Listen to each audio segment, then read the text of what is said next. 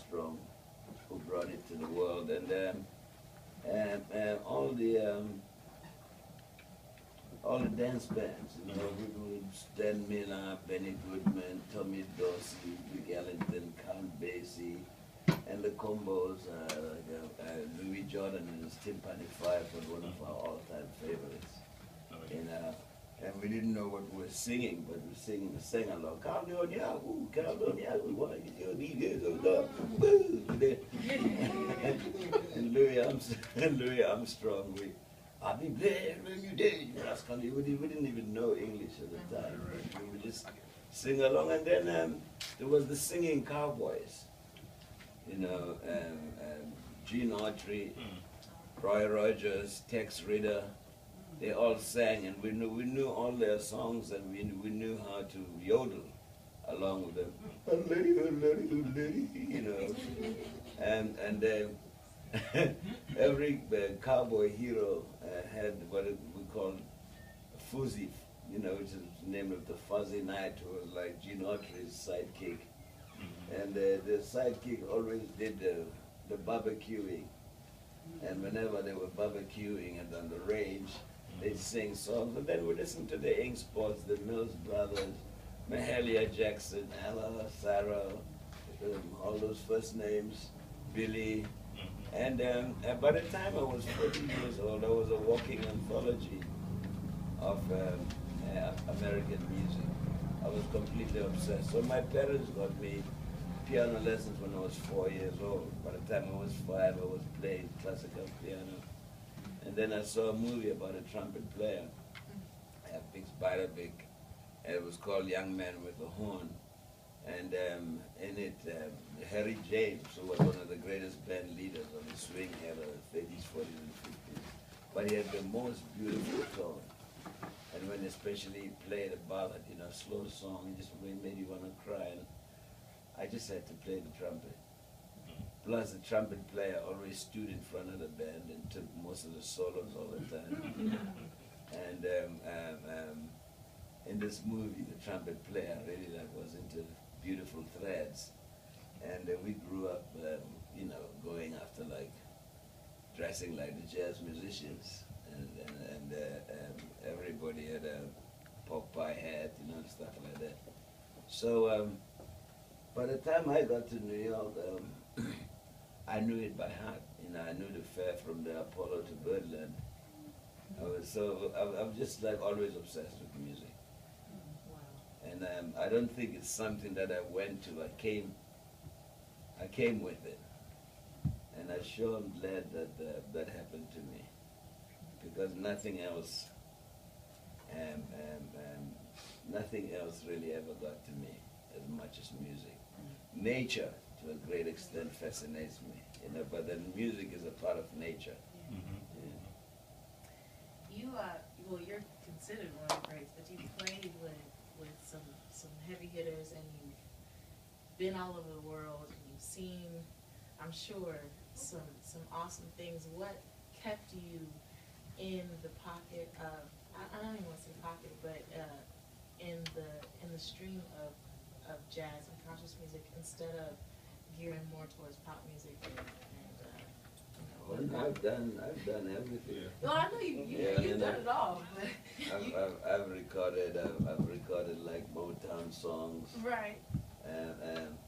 Because you know, and I grew up in an era when there was no categories. You know, it was all just music. So I've always looked at music or interacted with music from that perspective. You know, so if I hear a beautiful country and western, in fact, I love country and western a lot because it's one of the communities that still have melodies that you can sing along with, you know.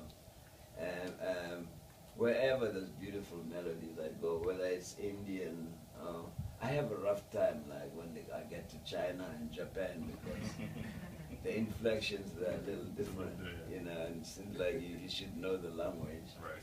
And some of it makes you want to laugh a little, but I never criticize anything. I think that I was drawn. I was drawn to the jazz side because of the swing bands and because of Louis Armstrong, because of Count Basie and Rick Ellington. I was drawn to bebop, which when it showed up was so fascinating. You know, Charlie Parker and Monk and the West Coast people and Clifford Brown, my God, and Miles. And so we just took everything in. But at the same time, when I got here to the States, I became, because I spent a lot of time at the Apollo Theater. Whenever there was a R&B review or jazz or gospel, I'd be there.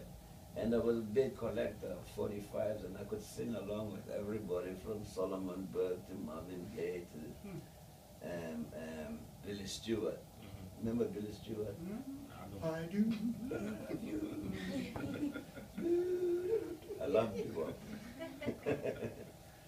And some of these things, the stylistics did, you know, like some of those songs were just so beautiful. The arrangements were just so, and Stevie Wonder, Marvin Gaye. One of my favorite albums is Marvin Gaye and Tammy Terrell. You know. So I'm just a kid when it comes to music. Let me ask you about what are some South African musical influences, like maybe traditional? Yeah. Well, the amazing thing about South Africa itself is that it was an industrial destination for many Africans because of the mining jobs. So when I was born in a mining town, but people came to work in South Africa from as far away as Kenya, Tanzania, which is way up in East Africa, the Congo, Angola, Mozambique, and then of course Zambia, Zimbabwe, Malawi, and then Lesotho, Botswana, Swaziland, but all those people came to South Africa as migrant laborers. Either came to work in industry, you know, in the factories or in the mines or in farming. But they all brought their instruments and costumes with them. And on Saturday afternoons and Sundays was like an unsponsored carnival in any township. But in the mining towns, because there were all these people, and they all had their different spots. So if you love music, or if you just, as a child, we toured every Sunday and we tried to learn the steps, because they had the choreography too. And of course, the costumes were just so attractive. And each group, you know, each ethnic group had different styles, you know. And then in school we had a Stanford competitions, choral competitions. Because we had, in the 30s, 40s, and 50s, we had amazing choral composers. And their subjects were like about life, about African life. And there was a composer like James Mohapel, who came from Lesotho.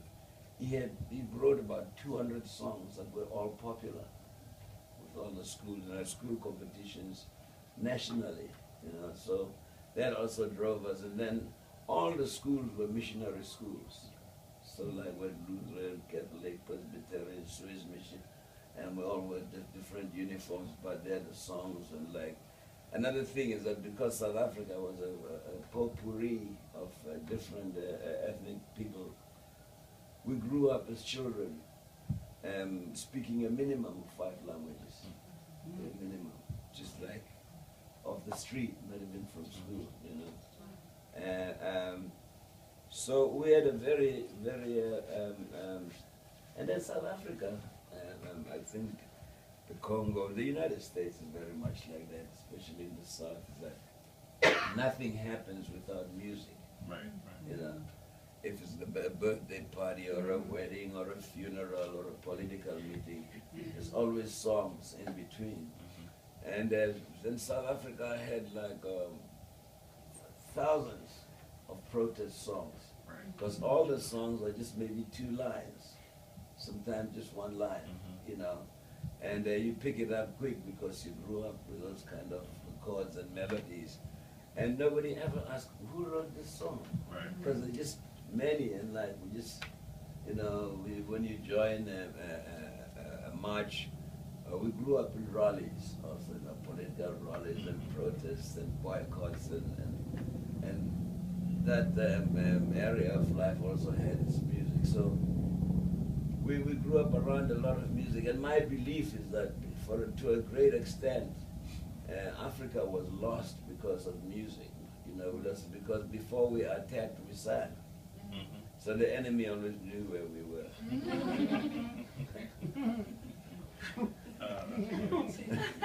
Still the same. I tell a story about that. I saw a movie called Zulu, and like, there were these Zulus on top of the mountain. There were thousands of them, and they sang so beautifully before they attacked. But I always, then there was a small English garrison, you know, at the bottom with the cannons and like gatlings. Mm-hmm. And the young sergeant says, okay, well, shall I shoot the cannon now? Shall we start the gun? He says, you gotta wait, man, there's 2 more songs.